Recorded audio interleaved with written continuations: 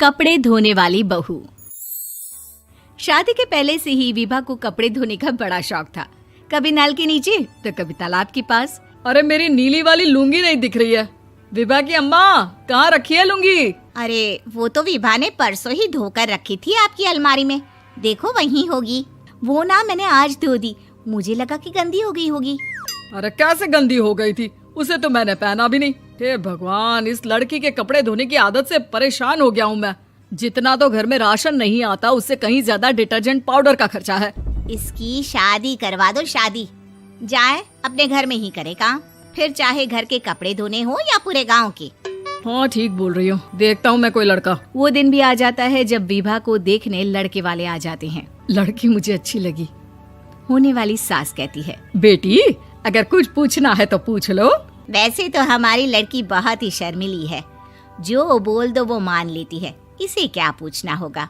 अरे कैसी बात कर रही हो माँ, मुझे इन लोगों के घर रहना है, सवाल तो कई है। हाँ हाँ बेटा, पूछ लो ना, क्या पूछना है। आप लोगों के घर कपड़े कौन धोता है? सास का मुंह बन जाता है। देखो, अगर तुम ये कहना चाहती हो कि तुम्हें कपड़े धोने नहीं आते तो सुन लो, कपड़े मैं ही धोती हूँ, लेकिन तुम्हारे आ जाने के बाद मैं रुमाल तक नहीं धोऊंगी। अरे चुप रहना भाग्यवान, बहू बेचारी घर आई नहीं, उसे डराना शुरू कर दिया। वो क्या है ना बिटिया, अभी तक तो ये कल्लू की माँ ही धोती थी, लेकिन अब तुम्हारे पापा तो दहेज में वॉशिंग मशीन देंगे ही। तभी विभा की माँ बोल पड़ती है, सवाल भी पूछा तो क्या। वैसे भाई साहब, मशीन की तो फिर भी कपड़े धोने की कैपेसिटी होती है। मतलब जो बिटिया दे रहे हैं ना विभा, इसे कपड़े धोने का बहुत शौक है। ये आप लोगों के क्या, आस पड़ोस गांव मोहल्ले सबके कपड़े धो दे और उफ तक ना करे। बाहर देखा नहीं आपने कितने कपड़े सूख रहे हैं?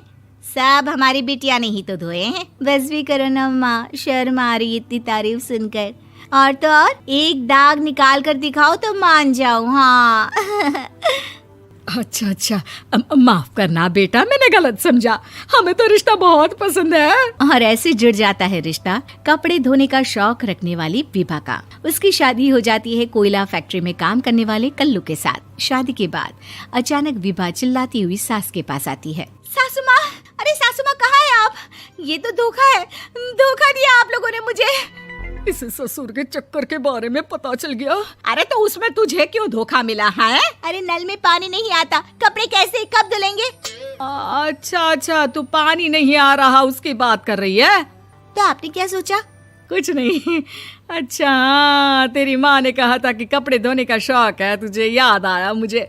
शौक बोलकर कपड़े धोने वाले मेरे जुनून को कम ना आके सासू माँ, कपड़ा धोना मेरा गुरूर है। तभी पति भी वहाँ आ जाता है। अभी मैंने इसे सनी देओल की फिल्म दिखाई है, उसी के डायलॉग मार रही है माँ। अच्छा सुन, साफ साफ बता रही हूँ, पानी सुबह 4 से 6 और शाम को 10 से 12 आता है, समझी? विभा टाइमिंग सुनकर हैरान हो जाती है। ये क्या भूतों का मोहल्ला है? सुबह 4 बजे उठकर कौन कपड़े धोता है? 4 बजे टंकी में पानी जाता है, फिर सारा दिन धोना ना, किसने मना किया? अरे कैसी बात कर रही हैं? 200 लीटर की टंकी में कितने कपड़े धो लूंगी मैं? सुबह ही उठ जाऊंगी मैं। अब क्या था, विभा सुबह 4 से लेकर रात के 12 बजे तक कपड़े ही धोती रहती। एक रोज सास पड़ोस से निकलकर कहीं जा रही होती है कि साथ वाली कहती है, हाँ कल्लू की माँ, जरा ये बताओ कि 2 साड़ी है, 2 ब्लाउज और एक पेटीकोट और एक नाड़े वाला लंबा कच्छा। हाँ तो? अरे तो क्या, कितना लोगी धुलाई ये बताओ। धोबन दिख रहे हैं हम क्या? हमारे पति सरकारी नौकरी से अभी रिटायर हुए हैं और बेटा सुपरवाइजर है कोयला फैक्ट्री में। धोबन समझ रखा है हमें? हाय रे कल्लू की अम्मा, माफ कर दो, वो तो मोहल्ले में यही सब बता रहे थे कि तुमने बहू को कपड़ा धुलवाने के काम में लगा दिया है। सास को पड़ोसन की बात सुनकर गुस्सा आ जाता है। वो घर पहुंचती है जहां घर के बाहर ही इतने सारे कपड़े सूख रहे होते हैं जितने कि किसी धोबन के घर पर। अरे ओ कल्लू की दुल्हन, बाहर निकल। माँ जी यहीं आ जाओ, बाथरूम में चादर धो रहे हैं हम। अरे अभी हम धोते हैं, तुमको बाहर निकलो। ये आस पड़ोस वाले बोल रहे हैं कि हम बहू से कपड़े धुलवा कर उसे कपड़ा धोने वाली बना दिए हैं। अरे छोड़ो ना माँ जी, किन लोगों की बातों में आती हो? आस पास के लोगों का तो काम ही होता है कि वो किसी तरह सास बहू को लड़ा दे। बहू सारे घर के कपड़े धोती है, ये क्या कम है? बोलिए। सास को भी लग जाता है कि वो बहू का ये सनकीपन नहीं छुड़वा सकती, इससे अच्छा है कि खुद ही चुप हो जाए।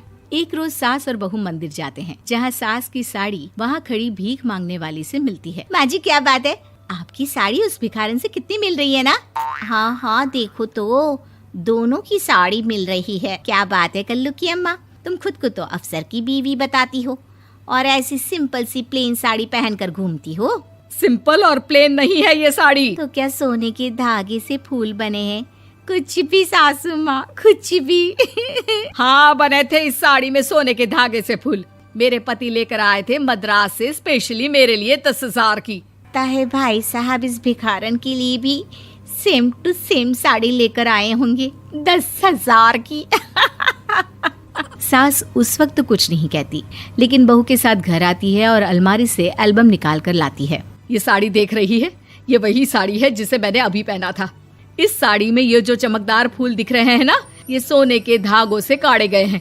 लेकिन तू लोकल वॉशिंग मशीन ब्रश से घिस घिस कर सारे फूलों को निकाल कर साड़ी प्लेन कर दी।